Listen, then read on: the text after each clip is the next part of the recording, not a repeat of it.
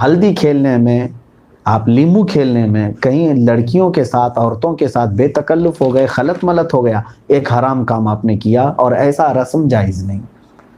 باقی آپ سارے لوگ ہلدی ایک آپ کر رہے ہیں، وہاں ضیاء بھی نہ ہو۔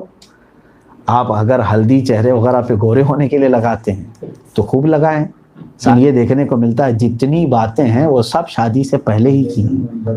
انگیجمنٹ سے شادی کے بیچ کا جو وقفہ ہے وہ تقریباً پوری زندگی کی باتیں وہیں کر چکے ہوتے ہیں، کیونکہ یہ بھی سوالات بہت آتے ہیں ہمارے پاس عورتوں کے کہ ہمارا شوہر 5 منٹ بھی دیتا نہیں ہم کو، گھر میں بیٹھتا ہی نہیں ہے، آتا ہی نہیں ہے۔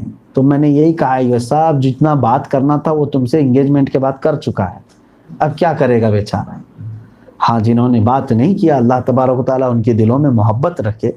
اب یہاں پر ایک طریقہ، ایک صاحب نے اور بھی سوال کیا ہے، اسی سوال کو میں اس میں جوڑ کر کے کہہ دوں گا۔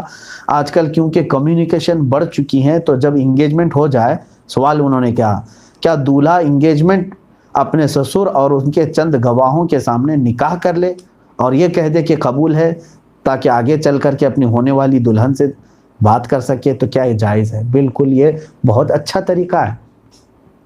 میں تو یہ کہتا ہوں کہ انگیجمنٹ جب ہو رہی ہے، آپ ویسی بھی انگیجمنٹ ہلکی پھلکی کہاں کر رہے ہیں آج، اس کے لیے بھی ہال بک کر رہے ہیں، دعوت دے رہے ہیں، ساری تقریباً ایک شادی کے جیسے کر رہے ہیں، تو کیوں نہ ان دونوں کو بٹھا کے قبل تو کہلا دیں، قبول ہے کہلا دیں، ہو گیا، وہ دونوں ایک دوسرے کے لیے حلال ہو گئے۔ جب رخصت کرنا ہے ہو سکتا ہے ایک اور ریسیپشن رکھ لیں شادی کی۔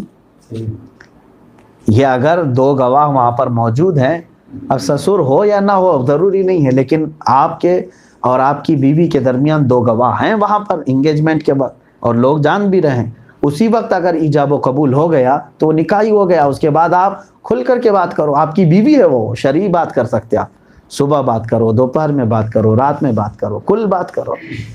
یہ طریقہ اچھا ہے کہ انگیجمنٹ میں ہی ایجاب و قبول ہو جائے، اور جب اس کو عورت کو لانا ہے تب پھر آپ کوئی شادی کا دن مقرر کر کے عورت کو رخصت کرو۔ ایسا بھی حضور اکرم صلی اللہ تعالیٰ علیہ وسلم نے حضرت عائشہ صدیقہ رضی اللہ تعالیٰ عنہ کے ساتھ ایسے ہی فرمایا۔ پہلے 3 سال پہلے ماں عائشہ صدیقہ رضی اللہ تعالیٰ عنہ سے حضور کا نکاح ہوا، لیکن حضور کے حرم میں وہ آئی نہیں۔ 3 سال کے بعد وہ رخصت ہو کر حضور صلی اللہ علیہ وسلم کے حرم میں تشریف لائیں۔ تو اس طرح بھی آپ چاہیں تو کر سکتے ہیں۔ اب سوال ایک یہ ہے، شادی میں بہت سے رسم و رواج کرتے ہیں جیسے کہ ناریل پھوڑنا، جلوہ ڈالنا، کیا یہ سب حدیث سے ثابت ہے؟ دیکھیں، ناریل بھی پھوڑو، انڈے بھی پھوڑو، جو کچھ بھی کرنا ہے، آپ کو میں لمٹ آپ کو بتا دوں، کیونکہ شادی جو ہے یہ خوشی کا وقت ہوتا ہے۔ جیسے مہندی لگانا، ہلدی لگانا، یہ سب ہمارے یہاں کے رواج ہیں۔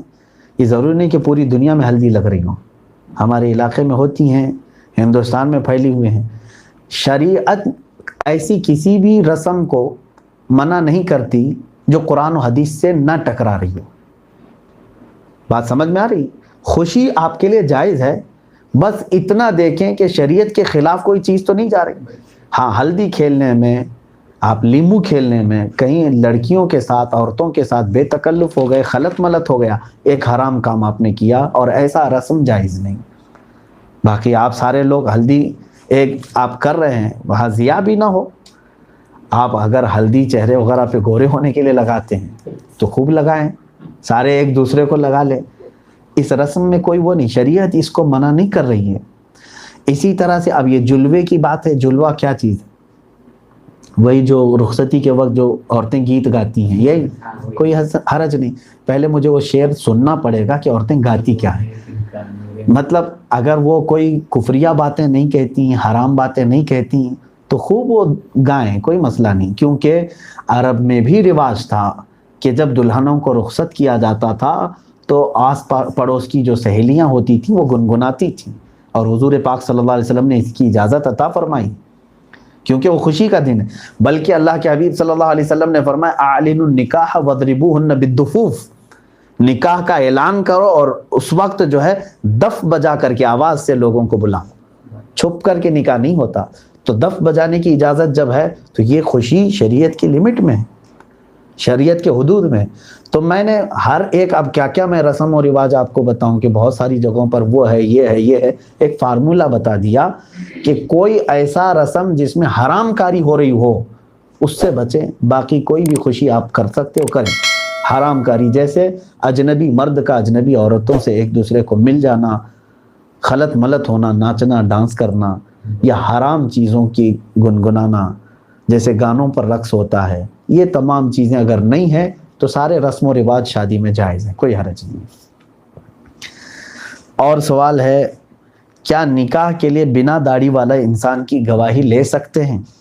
ہاں لے سکتے ہیں، لیکن اس داڑھی والے کو کہیں کہ آئندہ چل کر داڑھی رکھ لے، سنت ہے. دوسرے مذہب کے لڑکی یا لڑکے سے شادی کرنا اسلام میں کیسا ہے؟ ناجائز ہے، آپ کی شادی ہوگی ہی نہیں جب تک کہ وہ اسلام قبول نہ کرے. دوسرے مذہب کے ساتھ تمہارا نکاح ہی نہیں ہوا بلکہ وہ زنا ہے، کیونکہ اللہ تعالیٰ نے فرمایا وَلَا تَنْكِحُوا الْمُشْرِكَاتِ حَتَّى يُؤْمِنْ، تم مشرکوں سے ہرگز نکاح نہ کرو جب تک کہ وہ ایمان نہ لائیں. اور اللہ نے فرمایا وَلَعَبْدٌ مُؤْمِنٌ خَيْرٌ مِّن مُشْرِكٍ، اگرچہ تم کو وَلَوْ أَعْجَبَكُمْ، اگرچہ تم کو کوئی کافر پسند آئے، لیکن اللہ فرماتا عَبْدٌ مُؤْمِنٌ خَيْرٌ، مومن بندہ سب سے تو بہتر ہے تمہارے لیے. وہ لڑکی کے لیے بھی فرمایا گیا، لڑکے کے لیے بھی، اور مومنہ عورت تمہارے لیے سب سے بہتر ہے. ہاں اگر کوئی اسلام میں آ چکے ہیں، جیسے بہت سارے لوگ یہ سمجھتے ہیں کہ یہ بھی ایک ثواب کا کام ہے، سارا ثواب کا کام کسی عورت کو نکاح کرنے میں ہی کچھ نوجوان سمجھتے ہیں کہ وہ تھی نان مسلم، میں نے اس کو اسلام قبول کروا دیا ہے، وہ مسلمان بنی ہے. میرے عزیزوں، صرف شادی کے لیے اگر کوئی اسلام آیا ہے تو وہ پتہ نہیں اسلام کب تک ٹھہرتا ہے. اب اگر کوئی توبہ کر بھی لیتا ہے تو شریعت نے یہاں پر وہ بھی ایک ہمارے پاس سسٹم رکھا ہے کہ 6 مہینے انتظار کیا جائے، کیونکہ توبہ کے آثار ظاہر ہونا چاہیے کہ وہ سیریس ہے یا نہیں، یا تو پھر وقتی طور پر توبہ کیا ہے.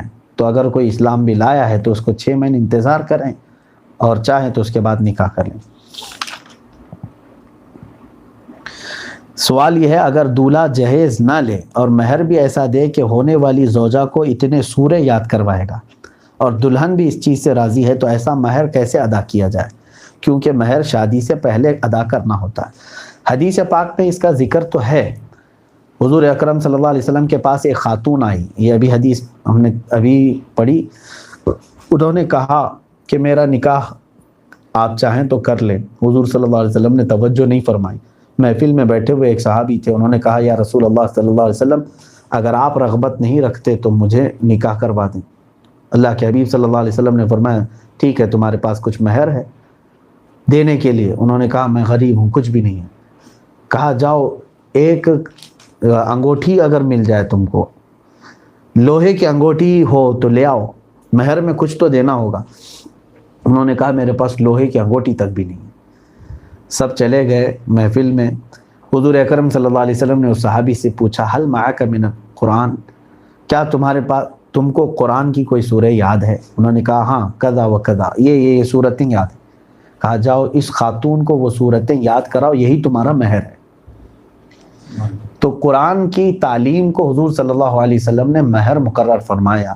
تو امام شافعی رضی اللہ تعالیٰ عنہ کے مذہب میں یہ ہے کہ تعلیم اس پر اجرت ہوتی ہے، اور وہ اجرت جو ہے وہ مہر مقرر کیا جائے. لیکن امام اعظم ابو حنیفہ رضی اللہ تعالیٰ عنہ کے نزدیک یہ نہیں ہے.